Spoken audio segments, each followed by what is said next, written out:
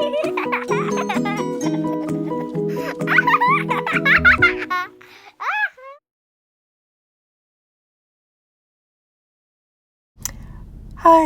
to whoever's listening out there. Welcome to Christian Vistas.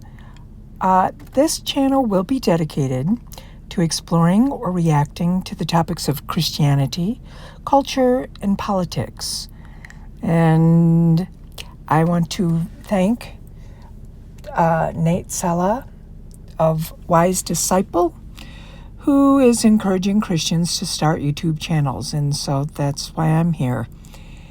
And I have a topic for today, which is basically entitled Christian Confusion and Why We're a Day Late and a Dollar Short.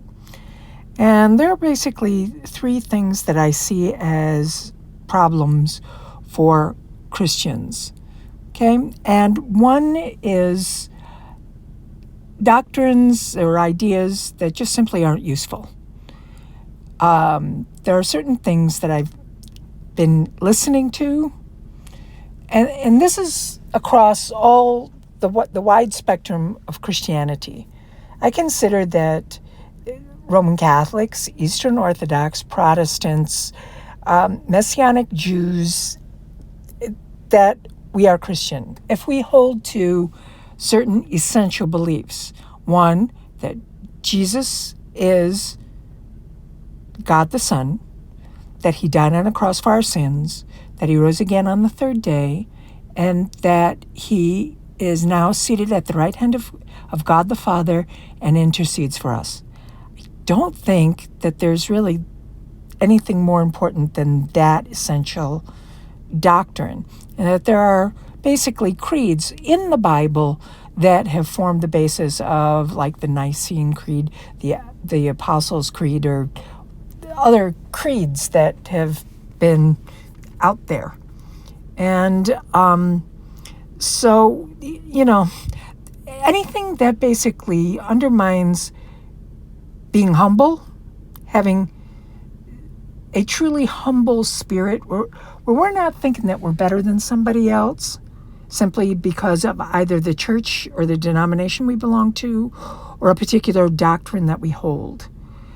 And, sometimes when I listen to certain people,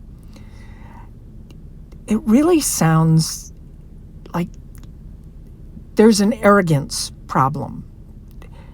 I mean, that is how it sounds. And I'm like, just listen. And these are people that I might agree with. And it just does not sound good. Okay? And let's see. The other thing that is a problem is that we give Satan room to basically, when we abandon an area, Satan will move in that area. And one example is in the area of politics. A lot of people will say that we need to share the gospel, and that's all that we need. And that will be enough to change the culture. I agree up to a point, which kind of brings me to my third point. And that is, do we actually know the gospel? Do we see, now, when Peter was giving his sermon where 3,000 souls were saved, okay, I mean, they repented. But he didn't, just give them, he didn't give them his testimony. He gave them the testimony of Jesus, that he had seen Jesus, that Jesus died on a cross, okay, and that the hearers were all sinners, and basically that, you put him on the cross. And I think that especially in our culture now, people do not get the idea of sin. And that's a real problem, which brings me to the third thing. In order to be relevant, there does need to be an understanding of the sin nature or original sin.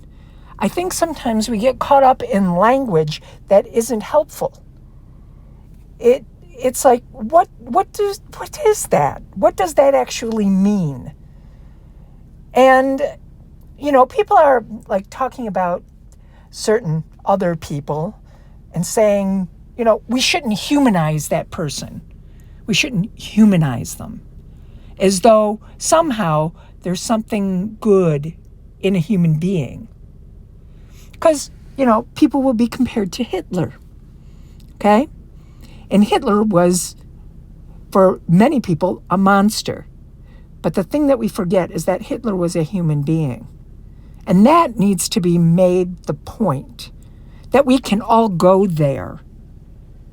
And that is something that I don't think people really get. We talk about sin and we talk about like things that we've done without maybe really addressing the heart issue. Like, you can go there. We can all go there. We can all be a Hitler, one decision at a time. And to be honest, that is something that needs to be addressed in how we share the gospel. Because I